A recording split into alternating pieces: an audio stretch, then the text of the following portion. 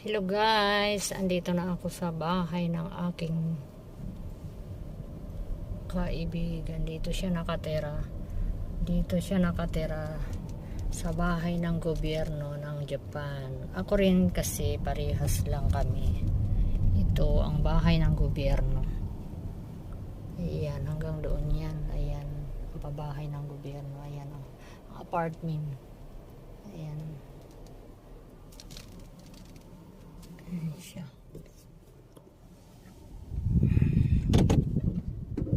Tatawagan ko lang siya po. Ayan ang pabahay ng gobyerno dito sa Japan. Ganyan ang style niya. Ganyan. Ayan. Ayan. Ang ganda.